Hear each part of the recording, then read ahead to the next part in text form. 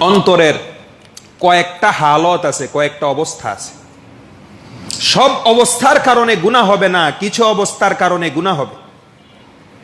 আপনি রাস্তা দিয়ে যাচ্ছেন, এমন সময়ে আপনি টের পেলেন আমার পেছন দিয়ে কোনো একজন নারীও হাঁটতেছে, কোনো একজন কলেজের ছাত্রী অথবা কোনো একজন অন্য কোনো নারী হাঁটতেছে। আমি তাকাইলেই এখন তাকে দেখতে পাবো। অনুভব করেছেন চলার সময়, বা কোথাও আছেন এমন সময়, বাসে আছেন এমন সময় অনুভব করেছেন, বুঝতে পেরেছেন। এটা একটা স্তর, এটা একটা অবস্থা। আরেকটা অবস্থা হচ্ছে, দ্বিতীয় অবস্থা ধরেন, আপনার দিলের মধ্যে একটা ভাব আসতেছে, কেমন দেখবো, একটু তাকামো কিনা, একটু তাকাবো কিনা, এমন একটা চিন্তা আসতেছে। আরেকটা অবস্থা। আরেকটা অবস্থা হলো একটু তো তাকাইতে মন চায়। একটা হলো তাকামো কিনা চিন্তা, আরেকটা হলো যে তাকাইতে মন চাইতেছে। এতটুক পর্যন্ত মাফ। কথা বুঝছেন? নারী আছে, তাকাইলে দেখা যাবে, তাকাবো কিনা চিন্তা করতেছি, তাকাইলে মনে একটু ভাল লাগতো, এটুক পর্যন্ত মাফ।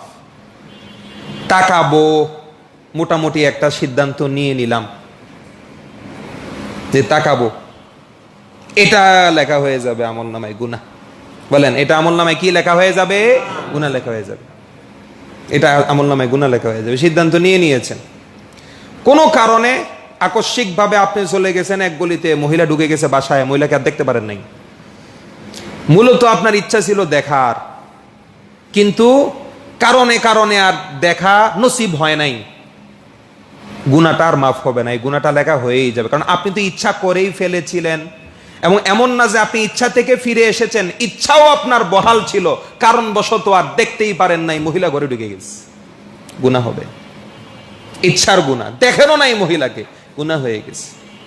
আমার কথা বুঝতেছেন আপনারা? এ হলো অন্তরের গুনাহ। আরো একটা উদাহরণ দেই। রোজাদার অবস্থায় আছেন, এমন সময় বিরিয়ানি উপস্থিত, বিরিয়ানির গ্রান আপনার নাকের সামনে আসে, নাকে যায়, বড় ভাল লাগে। রোজাটা ভাঙ্গেই ফেলবো কিনা, ফরজ রোজা রমজানের, রোজাটা ভাঙ্গেই ফেলবো কিনা টেনশন। মন চায় রোজাটা ভাঙ্গেই ফেলাই, না রোজাটা ভাঙ্গেইলি থাকুক, আরেকদিন কাজা করে নেমুন, এই বিরিয়ানি তো আর ফামু না। রোজা গেলে রোজা আরেকদিন রাখা যাবে, এই বিরিয়ানি গেলে আরেকদিন বিরিয়ানি পাওয়া যাবে না।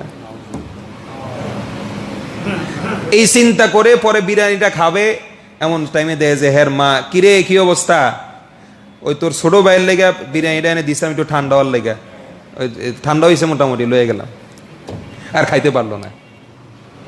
গুনাহটা কিন্তু হয়েই গেছে। আমার কথা বুঝতে পারতেছেন আপনারা? গুনাহটা কিন্তু হয়েই গেছে, খাইতে পারে নাই, কিন্তু খাওয়ার গুনাহ হয়ে গেছে। এটা হলো অন্তরের গুনাহ। বলেন, এটা কিসের গুনাহ?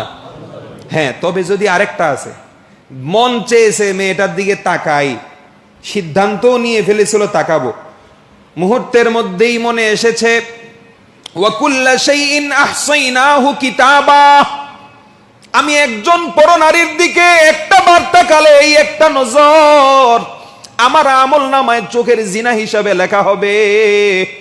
হাসরের ময়দানে আমি জিনাকারী পুরুষ হিসাবে আল্লাহর দরবারে উঠব। আমার চোখের জিনা, নবীজি বলেছেন জিনাল আইনিন নজর, চোখের জিনা হলো দেখা। আল্লাহ পাকের ভয়েতে, জাহান্নামের ভয়ে, আল্লাহ পাকের সামনে জিনাকারী হিসাবে ওঠার ভয়ে আমি তাকানোটা বাদ দিয়ে দিলাম। আমার জন্য কয়েকটা পুরস্কার আছে। বলেন, কয়েকটা কি আছে পুরস্কার? এক নাম্বার পুরস্কার হলো, যে ব্যক্তি